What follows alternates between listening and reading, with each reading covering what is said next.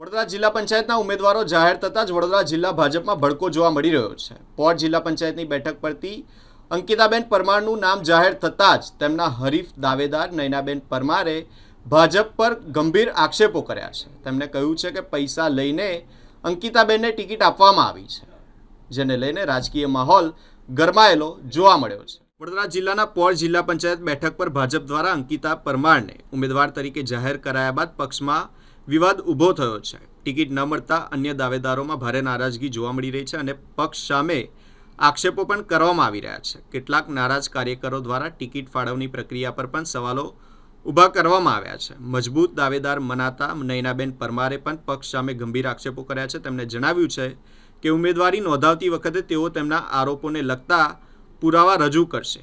નયનાબેન પરમારે વધુમાં જણાવ્યું હતું કે તેઓ અપક્ષ ઉમેદવાર તરીકે ચૂંટણી મેદાનમાં ઉતરશે. તેમણે જણાવ્યું હતું કે ભલે તેઓ અપક્ષ તરીકે લડશે, પરંતુ તેમની વિચારધારા તો ભાજપ સાથે જ જોડાયેલી રહેશે. આ સમગ્ર મામલે ભાજપના સ્થાનિક સંગઠનમાં અસંતોષનું વાતાવરણ જોવા મળી રહ્યું છે.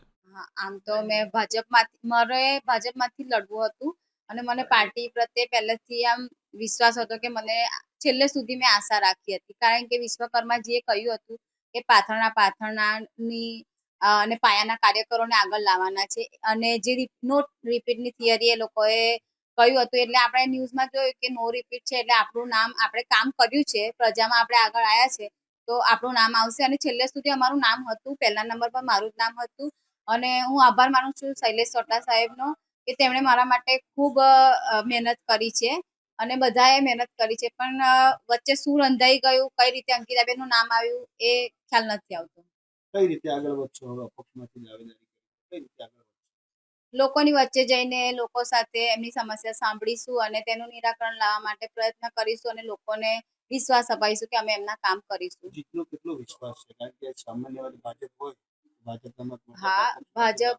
ભાજપ બીજેપી એક મોટી પાર્ટી છે, તેની સામે જીતવું એટલે એક પડકારજનક વાત છે, પરંતુ અમે પણ લોકોના કામ કર્યા છે. આજની પ્રજા બહુ સમજદાર છે, કોઈ પાર્ટીને જોઈને નહીં પણ વ્યક્તિને જોઈને, વ્યક્તિ કેટલું કાર્યક્ષમ છે તે જોઈને મત આપશે એવો મને વિશ્વાસ છે.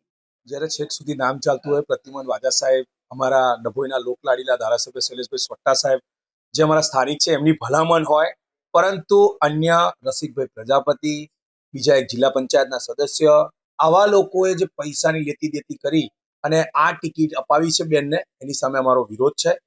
કારણ કે પાયાના કાર્યકરની અવગણના થઈ છે. બધા જ હોદ્દા ફક્ત ને ફક્ત એક જ વ્યક્તિને આપવામાં આવે, ત્યારે અન્ય કાર્યકર્તા ખાલી પાથરવા માટે, ઝંડા લઈને ફરવા માટે ના બની રહે, એનો દરેક કાર્યકર્તાઓમાં રોષ છે. પરંતુ આ રોષ ખાલી અંદર રાખવા માટે નહીં, બહાર લાવવા માટે અમે ચૂંટણી લડવાના જ અપક્ષ તરીકે. બસ આપે જે પ્રશ્ન પૂછ્યો એની અંદર જ મારો વિશ્વાસ છે કે પાયાનો કાર્યકર છું અને લોકોના કામ કર્યા છે. જ્યારે લોકોના કામ કર્યા હોય ત્યારે એમની પાસે કામના આધારે વોટ માંગી અને જીત તરફ જવાનું છે.